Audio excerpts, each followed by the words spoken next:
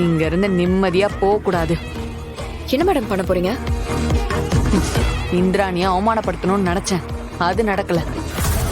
அதனால அடுத்து அவளை அழ வைக்கலான்னு முடிவு பண்ணிட்டேன். எப்படி? அது ரொம்ப சிம்பிள். செழியனுக்கு ஸ்டேஜ்ல அவார்டு கொடுக்கறப்போ நானும் அவன் கூட ஸ்டேஜ்ல ஏறுவேன். அவன் அவார்டு வாங்கும்போது திரும்பி பார்க்கும்போது நான் தான் இருப்பேன்.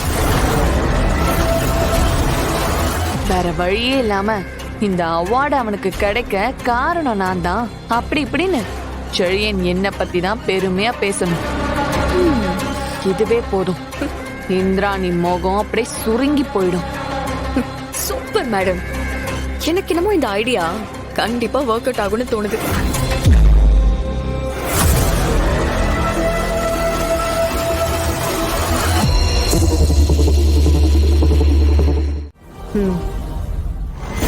தரங்க, நான் உள்ள இருக்கேன்.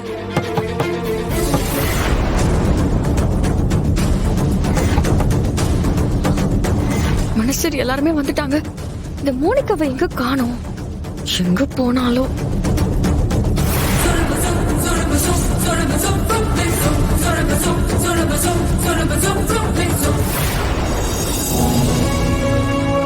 விழாவிற்கு வருகை தந்திருக்கும் மாண்புமிகு அமைச்சர் திரு கணேஷ் பாபு அவர்களுக்கும் பத்திரிகையாளர்கள் உங்கள் அனைவரையும் மற்றும் இங்கிருக்கும் மேலும் முக்கிய பிரமுகர்களையும் வருக வருக என்று வரவேற்கிறோம்.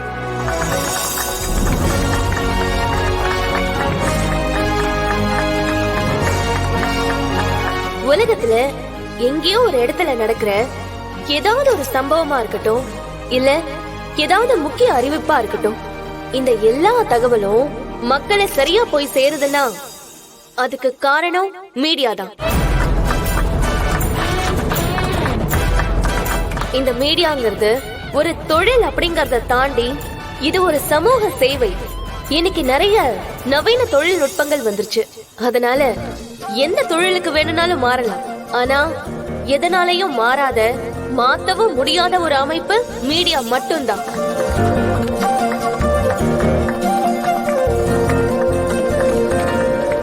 ஹலோ, யாராவது கதவை தரங்க ப்ளீஸ், நான் உள்ள மாட்டிட்டு இருக்கேன்.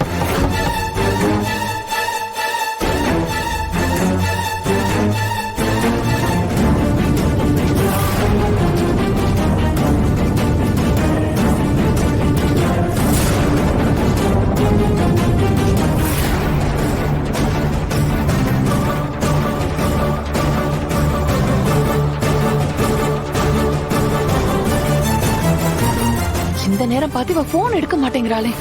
அப்படிப்பட்ட இந்த மீடியா துறையில மிகப்பெரிய ஜாம்பவான்கள் இருந்திருக்காங்க, இப்பவும் இருக்காங்க. அவங்க எல்லாருக்கும் மரியாதை செலுத்தும் விதமா ஒவ்வொரு வருஷமும் சிறந்த பத்திரிகையாளர் விருது அரசாங்கத்தின் சார்பா வழங்கி கௌரவிக்கப்பட்டு வந்துட்டு இருக்கு.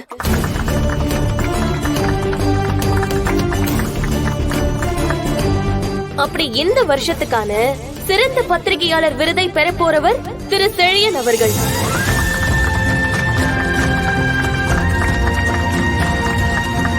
திரு செழியன் அவர்களை மேடைக்கு அழைக்கிறோம். பாவை குட்டி, நீங்க இங்கே இருங்க, அப்பா போய் அவார்டு வாங்கிட்டு வந்துடுறேன்.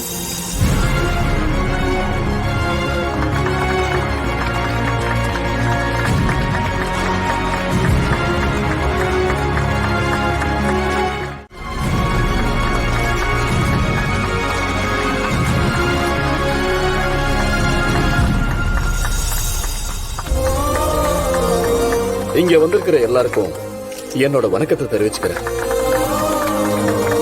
தி best journalist of the year இந்த அவார்டு எனக்கு கிடைச்சதுல எனக்கு ரொம்ப சந்தோஷமா இருக்கு.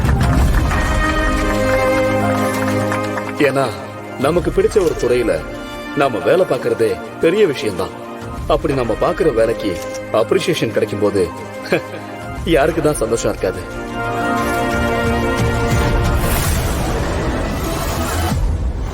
ஆனா மீடியா ஃபீல்டுக்கு வந்ததுக்கு அப்புறம் நானா மட்டும் இருந்திருந்தா கண்டிப்பா இன்னைக்கு இந்த அவார்டை நான் வாங்குற அளவுக்கு வந்திருக்க மாட்டேன். நான் இந்த ஃபீல்ட சூஸ் பண்ணதுக்கும் இங்க வந்து சேர்ந்ததுக்கும் என்கிட்ட ஆர்வம் மட்டும்தான் இருந்துச்சு. ஆர்வத்தை மட்டும் வச்சு நான் வேலை பார்த்திருந்தா எனக்கு எப்பவோ இந்த ஃபீல்டு போர் அடிச்சிருக்கும்.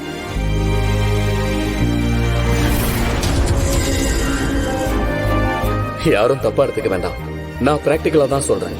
ஆனா எனக்கு அப்படி போர் அடிக்காம இன்னும் அதே ஆர்வத்தோட இந்த ஃபீல்டுல நான் இருக்கிறேன்னா அதுக்கு காரணம்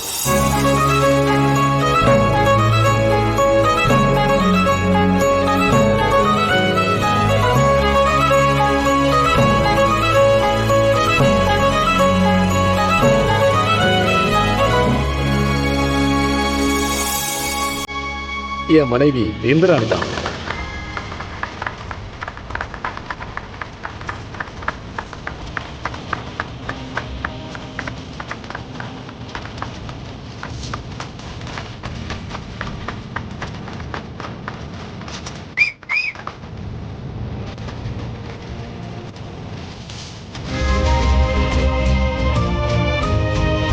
வெறும் ஆர்வத்தோட மட்டும் இந்த ஃபீல்டுக்கு வந்த எனக்கு இந்த பத்திரிகை துறையோட அவசியம் பத்தியும் நாம எதுக்காக இந்த வேலையை பார்க்கணும்னு எனக்கு புரிய வச்சது என் ஒய்ஃப் இந்திராணி தான்.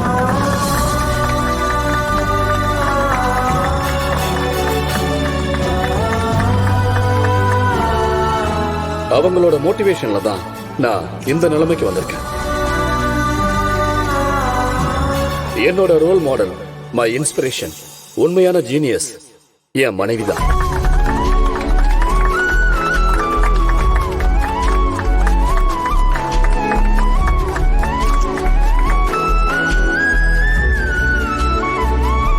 அண்ணி